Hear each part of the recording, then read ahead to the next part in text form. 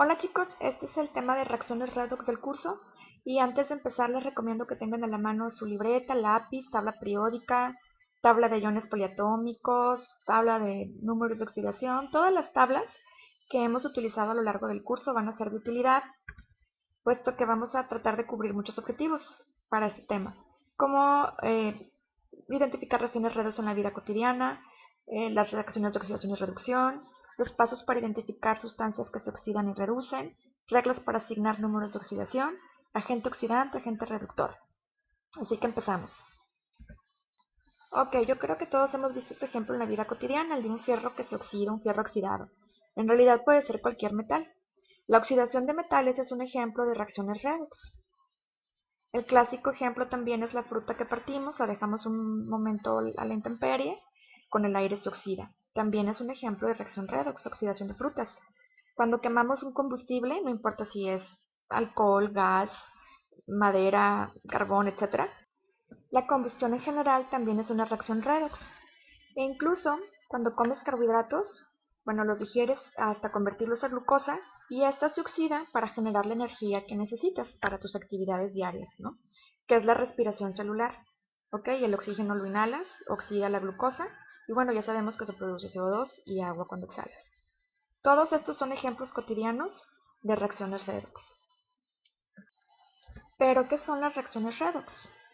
Ok, son aquellas reacciones en las que hay transferencia de electrones de una sustancia a otra. Vamos a poner otra vez el ejemplo que decíamos hace un momento de un clavo oxidado. Y vamos a decir que el clavo es de fierro. Entonces estas son las sustancias que intervienen en esta reacción. Sabemos también que es una oxidación y que quien se oxida es el fierro. En este caso el fierro transfiere sus electrones al oxígeno. Entonces decimos que la oxidación es una pérdida de electrones, porque el fierro está dando sus electrones al oxígeno. Y así como hay una sustancia que pierde, pues la contraparte tiene que existir, la sustancia que gana. Este proceso se llama reducción. Y para esta reacción particular sería el oxígeno quien se reduce. Entonces fierro pierde electrones, oxígeno gana electrones. Este se oxida, este se reduce. Pero ¿cómo podemos saber cuál sustancia pierde electrones y cuál sustancia gana electrones? Dicho de otra forma, ¿cómo podemos saber cuál se oxida y cuál se reduce? Ok, el paso 1 es que tenemos que asignar los números de oxidación a cada elemento que intervenga en la reacción. Y para esto tenemos que seguir las reglas para asignar números de oxidación. Vamos a mostrar primeramente la reacción completa. Aquí están reactivos, aquí están productos. Si te fijas o si recuerdas temas pasados, es una reacción de síntesis. ¿Ok? Entonces, la regla 1 dice que el número de oxidación para un elemento sin combinar es 0. Entonces aquí tengo fierro en su estado elemental, o sea, no está combinado. El oxígeno también está en su estado elemental. Recuerda que este 2 es porque el oxígeno es una molécula diatómica, ¿ok? Pero ambos son elementos sin combinar. Por eso su número de oxidación es 0. La regla 2 dice que la suma de los números de oxidación en un compuesto debe ser 0. Este es un compuesto y la suma de sus números de oxidación me debe dar 0. Pero ¿cómo sé qué número de oxidación tiene el fierro aquí y el oxígeno acá? Me voy a la tabla periódica y voy a identificar los números de oxidación del oxígeno y fierro. Le voy a dar un zoom. El oxígeno tiene un número de oxidación menos 2 y el fierro tiene el número de oxidación más 2 y más 3 porque es variable. ¿Ok? Entonces recuerda, menos 2 oxígeno y más 2 más 3 para fierro. Nos regresamos. Entonces, el oxígeno tiene, decíamos, un número de oxidación menos 2 y el fierro podía ser más 2 o más 3. Pero la regla dice que la suma de los números de oxidación debe ser 0. Entonces tengo que contar las negativas que tengo en total. Tengo 3 oxígenos y cada oxígeno es 2 negativa. 3 por 2 es 6, o sea, tengo 6 negativas. Y el fierro puede ser más 2 y más 3, y tengo 2 fierros. Entonces 2 por 2 me da 4, no puede ser. 2 por 3 me da 6. Entonces tengo 6 positivas y así tengo 6 negativas. Y la suma me da 0. Ok, ahora ya que asignamos los números de oxidación, vamos en el paso 2 a identificar qué sustancia se aleja, y checa que está entrecomillado, de los electrones, o sea, pierde, y qué sustancia se acerca o gana electrones. Observa que el fierro pasó de 0 a 3 positivo y el oxígeno de 0 a 2 negativo. Vamos a trazar una recta numérica. Vamos a poner el 0 y los electrones a la izquierda, porque son negativos, recuerda. Entonces, el fierro decíamos que está con naranja, línea naranja, pasó de 0 a 3, aquí lo representamos. Y el oxígeno pasó de 0 a menos 2. Si observas, el fierro, que pasa de 0 a 3, se aleja de electrones, significa que pierde. El oxígeno, por su parte, se acerca más a los electrones, significa que gana. Entonces, el fierro sufre una oxidación, el oxígeno sufre, por lo tanto, una reducción. Recuerda, oxidación es perder electrones, reducción es ganar electrones. Vamos a ver otro ejemplo para que se comprenda mejor. Tenemos otra reacción de síntesis. Y siguiendo el paso 1, vamos a asignar números de oxidación. Como estos están en su estado elemental sin combinar, su carga es 0.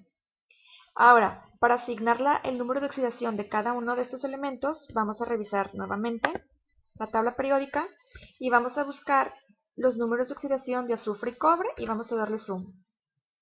Observa que el azufre puede tener todas estas cargas, más 2, menos 2, más 4, más 6. Y cobre puede ser más 1, más 2. Pero cobre es el metal. Entonces en un compuesto iónico, acuérdate, siempre hay una parte positiva y una parte negativa. Y el que le toca ser positivo es al metal como siempre. Entonces de todas estas cargas, la que vamos a escoger para azufre es la negativa. Entonces azufre es menos 2 y cobre puede ser más 1 o más 2.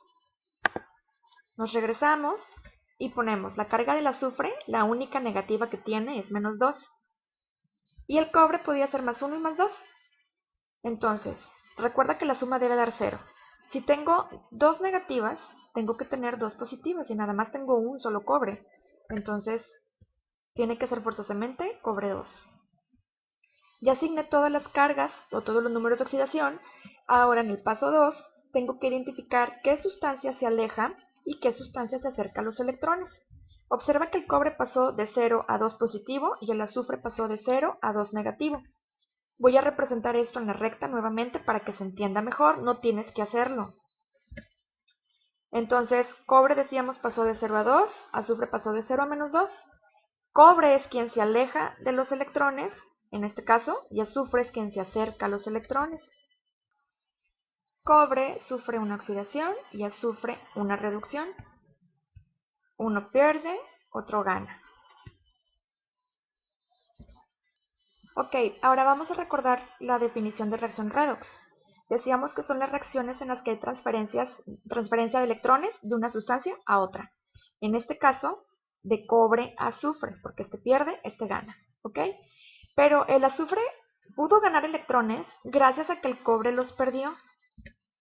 O sea, podemos decir que el azufre se reduce por acción del cobre o gracias al cobre. Entonces, el cobre es el agente reductor. Por otro lado, el cobre se oxida gracias al azufre. Y podemos decir que entonces azufre es el agente oxidante. Y ahí está marcado en morado. Tal vez suena confuso, pero tiene sentido. ¿Ok? Fíjate, el agente reductor es el que hace que alguien se reduzca. El agente oxidante es el que hace que otro se oxide. Sí tiene sentido, ¿no? Ahora, para que el agente reductor pueda reducir a otro, tuvo que oxidarse. Dicho de otra manera, el agente reductor tiene que perder electrones para que otro los gane, para que otro se reduzca. Y el agente oxidante tiene que ganar electrones para que otro se oxida o los pierda. Y bueno, de aquí te dejo el primer reto de este tema. Te dejo una reacción, es una reacción de síntesis. Y te pido que identifiques la sustancia que se oxida, la sustancia que se reduce, cuál sustancia es el agente oxidante y cuál es el agente reductor. Ahora, ya esta es la última parte del tema. Y hasta ahorita vimos cómo determinar los números de oxidación en compuestos binarios, compuestos de dos elementos. Pero ¿qué pasa cuando tengo compuestos poliatómicos? Entonces es lo que vamos a ver en esta parte, cómo obtener los números de oxidación del elemento central en un compuesto poliatómico. Suena extraño, pero no te asustes. Este es un elemento poliatómico, porque está conformado por 1, 2, 3 elementos diferentes. ¿Ok?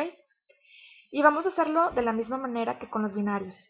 El potasio lo busco en la tabla periódica. Resulta que tiene un número de oxidación fijo, que es más 1.